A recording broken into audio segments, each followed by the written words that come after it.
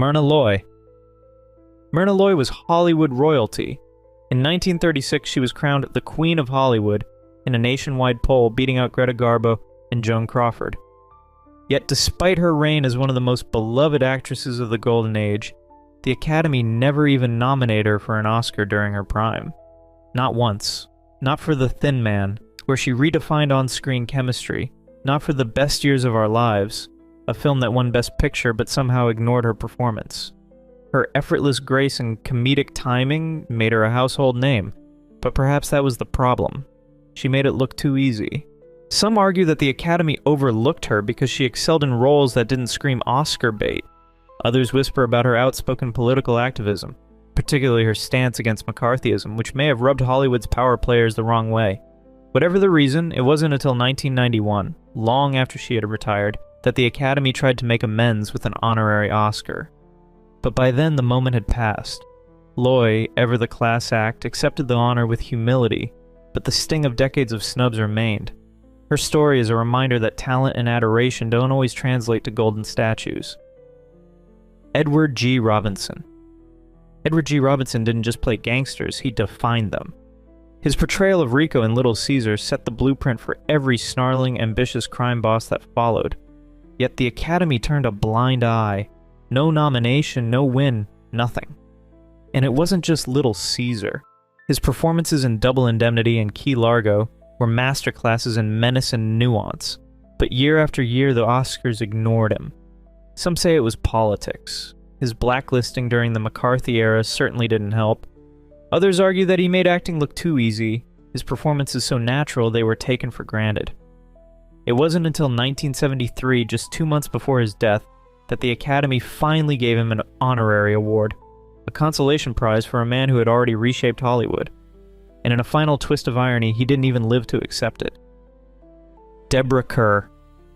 Deborah Kerr had everything the Academy supposedly loves: range, grace, and a knack for elevating any role she touched. Yet 6 nominations later, she remained Oscarless. Take From Here to Eternity. That infamous beach scene with Burt Lancaster became one of the most iconic moments in film history. Critics raved, audiences were mesmerized, and yet the Academy handed the award to Audrey Hepburn for Roman Holiday. A charming performance, sure, but did it redefine sensuality in mainstream cinema? Hardly. Then came The King and I, where Kerr held her own against Yul Brynner's towering presence, delivering a performance so refined it could have been carved from marble. Still, no Oscar. The whispers in Hollywood suggested her quiet elegance was her downfall. She made it look too easy. The Academy, ever obsessed with transformation and showy dramatics, often overlooked actors who didn't scream their greatness from the rooftops. By the time they tossed her an honorary Oscar in 1994, Kerr had already retired due to health issues. A lifetime of brilliance reduced to a belated consolation prize. She accepted it graciously, but the sting of 6 near misses never truly faded. Cary Grant. Cary Grant was the epitome of Hollywood charm, effortlessly suave, impossibly handsome, and endlessly charismatic. Yet, despite a career spanning decades and a string of iconic performances, the Academy never saw fit to hand him a competitive Oscar. He was nominated only twice. Once for the tear-jerking Penny Serenade in 1941, and again for None But the Lonely Heart in 1944. Both times he walked away empty-handed, but perhaps the bigger insult was the roles that didn't even earn him a nomination. North by Northwest, Bringing Up Baby, His Girl Friday, all masterclasses in screen presence, all ignored. Hitchcock himself once admitted that Cary Grant was the only actor he ever truly loved, yet even their collaborations failed to sway the Academy. The argument? That Grant made it look too easy. His performances were so natural, so seamless, that they were mistaken for mere extensions of his own personality rather than the result of razor-sharp skill. In 1970, the Academy finally attempted to right this wrong with an honorary Oscar, but by then the damage was done. Fans and critics alike saw it as a belated apology, rather than a true recognition of his genius. Cary Grant had redefined what it meant to be a leading man, yet the industry's highest honor never found its way into his hands. A snub? Absolutely. A tragedy? Only if you believe the Oscars are the final word on greatness. Barbara Stanwyck. Barbara Stanwyck didn't just play tough women, she was one. A Brooklyn-born powerhouse who could shift from femme fatale to heart-wrenching drama with ease, she was nominated for an Oscar 4 times. But despite defining film noir with her icy, calculating turn in Double Indemnity in 1944, the Academy refused to give her the win. Instead, they handed the statue to Ingrid Bergman for Gaslight. Was it a deserving performance? Sure. But Stanwyck's Phyllis Dietrichson, with that platinum wig and dead-eyed stare, set the gold standard for femme fatales. And yet, no Oscar. Some say she was too independent, too outspoken, too unwilling to play the Hollywood game. She didn't schmooze, she didn't campaign, and she certainly didn't soften herself to fit the Academy's mold. By the time they finally gave her an honorary Oscar in 1982, it felt like a consolation prize, one that couldn't erase decades of snubs. Even now, critics and historians argue she should have at least 2, maybe 3 competitive Oscars under her belt, but Stanwyck never needed a gold statue to prove her greatness. She left behind a legacy of sharp, fearless performances that still outshine most Oscar winners today. Peter Lorre. Peter Lorre had a face you couldn't forget, and a voice that slithered into your ears like a whispered threat. He wasn't just an actor, he was a presence. His performance in M from 1931 was so disturbingly brilliant that audiences and critics alike were left breathless. Playing a child murderer with such eerie vulnerability, he crafted a villain that was both terrifying and pitiable. But did the Academy acknowledge this groundbreaking work? Not even with a nomination. In Hollywood, where leading men were expected to be tall, square-jawed, and conventionally heroic, Lorre's unique look and mannerisms often relegated him to villainous or eccentric roles. Directors like Alfred Hitchcock adored him, casting him in films like The Man Who Knew Too Much, but the Academy seemed allergic to recognizing character actors, no matter how unforgettable they were.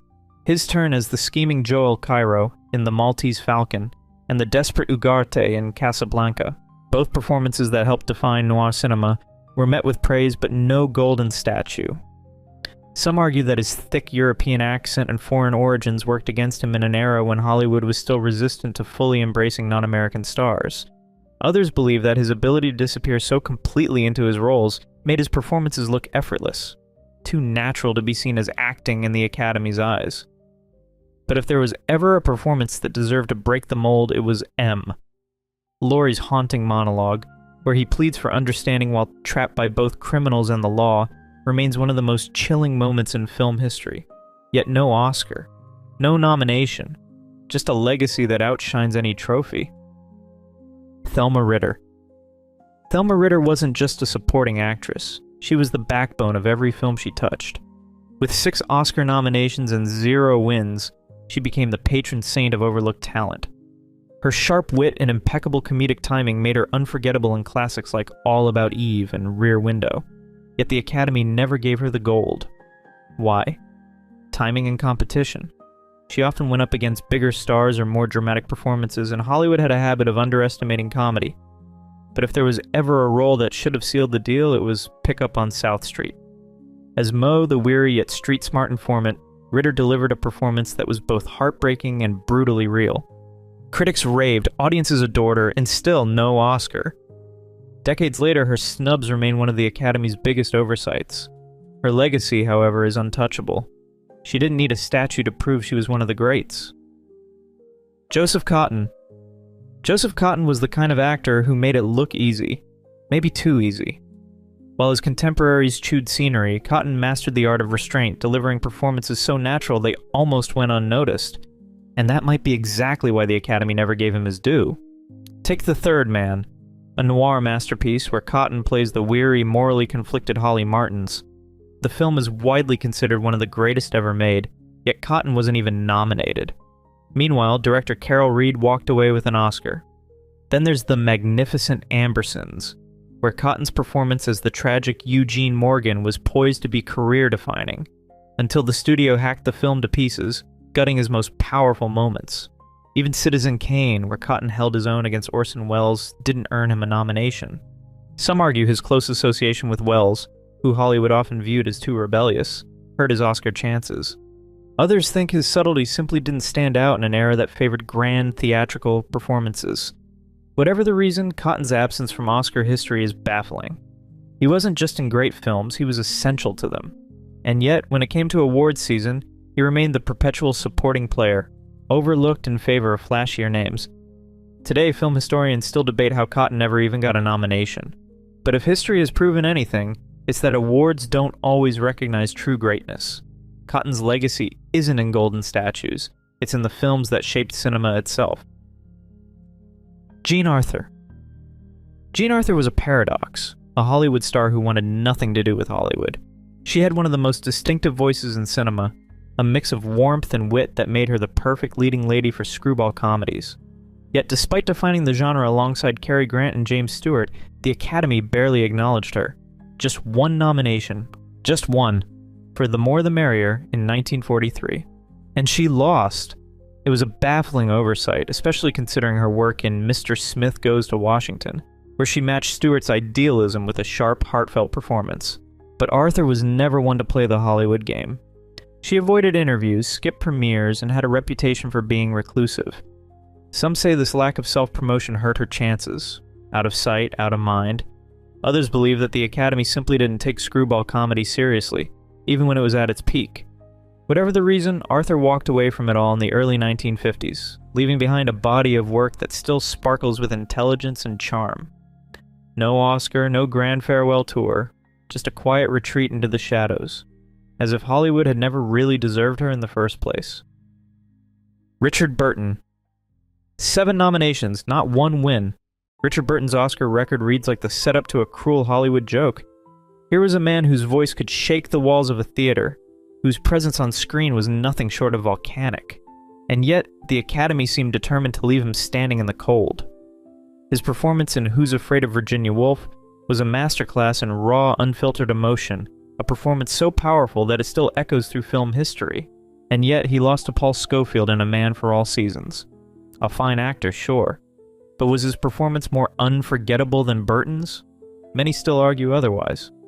Burton's reputation may have played a role in his repeated snubs.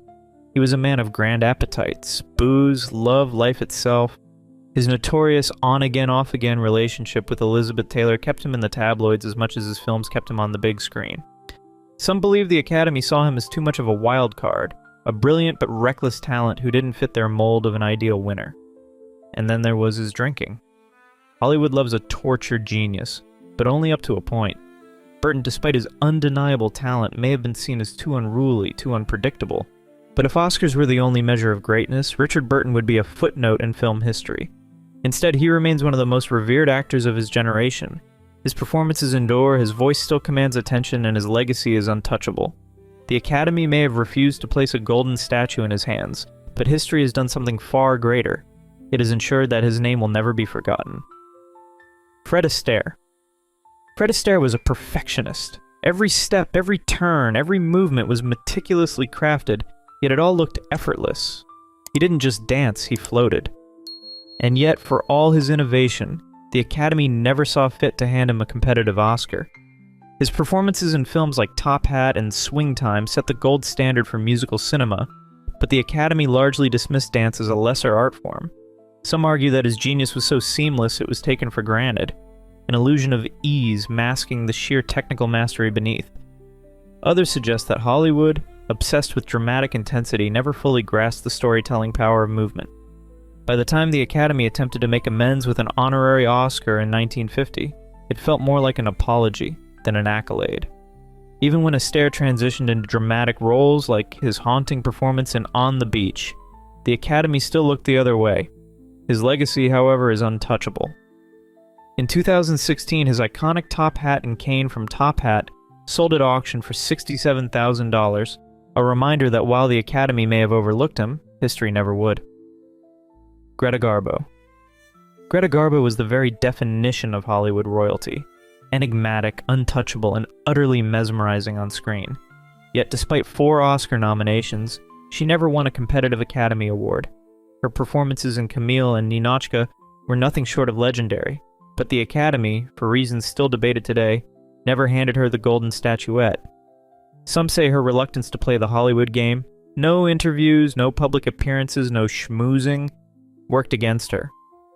Others believe her acting style, subtle and ahead of its time, was simply not fully appreciated by her contemporaries.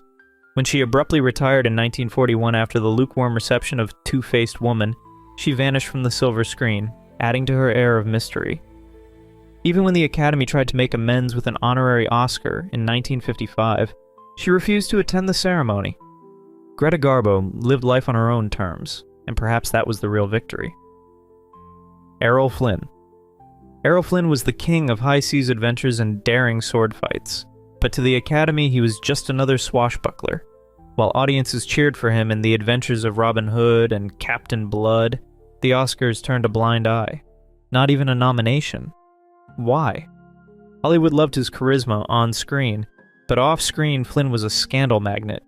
His wild lifestyle, legal troubles, and playboy reputation overshadowed his talent. The Academy, ever conscious of its image, likely saw him as too controversial to honor. But was that fair?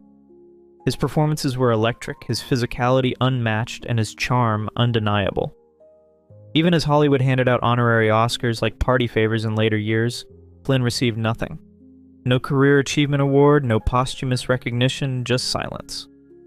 In the end, Flynn's legacy is one of pure, unfiltered movie magic, proving that sometimes the Academy's idea of prestige doesn't align with the people's idea of greatness. Marlene Dietrich. Marlene Dietrich didn't just act, she commanded the screen. From the moment she stepped into Hollywood with Morocco in 1930, she was a sensation. That film earned her an Oscar nomination, but it would be the only one of her career. The Academy never called her name again, despite performances that defined an era. Why? Some say it was because she was too bold, too independent, too unwilling to play by Hollywood's rules. Dietrich wasn't just a femme fatale on screen, she was one in real life, wielding her power with a sharp wit and an unapologetic attitude. She wore suits when women were expected to be in gowns, seduced audiences with her androgynous allure, and refused to be boxed into Hollywood's idea of femininity. The Academy, steeped in tradition, wasn't ready for someone like her. Even as she evolved beyond the silver screen, Hollywood still didn't budge. During World War II, Dietrich put her career on the line to entertain Allied troops, even renouncing her German citizenship, an act of defiance that earned her the Medal of Freedom. But not an Oscar. While others basked in golden statuettes, Dietrich was out there reshaping history. Some believe her political stance made her a divisive figure in Hollywood, a town where playing the game often mattered as much as talent. Meanwhile, her peers, many of whom took fewer risks, were rewarded. Decades later, her legacy remains untouchable. Her personal belongings, including costumes and letters, were acquired by the German Cinematic Museum in Berlin in 2017, a testament to her enduring impact. But the Oscar snub still lingers like an unsolved mystery. Was she too ahead of her time? Too rebellious? Or did the Academy simply fail to recognize a legend in their midst? Whatever the reason, the absence of an Oscar in Dietrich's career doesn't diminish her brilliance. If anything, it only underscores how little golden statues actually mean when weighed against true cinematic immortality. John Barrymore. John Barrymore was a titan of the stage and screen, a man whose sheer presence could command a room before he even spoke. And yet, despite his legendary status, the Academy never so much as nominated him for an Oscar. His performances in Grand Hotel and 20th Century were masterclasses in charisma and technique, widely praised by critics and audiences alike. But the Academy? Silent. Some say his reputation as a stage actor worked against him. Hollywood was still figuring out how to honor performers who straddled both worlds, and Barrymore's theatrical roots may have made him seem like an outsider. Others argue that his increasingly erratic behavior and well-documented struggles with alcoholism made him a risky choice for recognition. By the later years of his career, his once flawless memory had started to fail him, forcing him to rely on cue cards hidden in props. Still, even as his personal life unraveled, his influence remained undeniable. Actors like Orson Welles and Laurence Olivier studied his performances, borrowing from his expressive style and commanding presence. His legacy looms large over Hollywood, proving that while Oscar gold may be shiny, it is not the only measure of greatness. If you've enjoyed this video, please leave a like and comment. Also consider subscribing and hitting the notification bell to get notified of our new videos each week. Thanks for watching.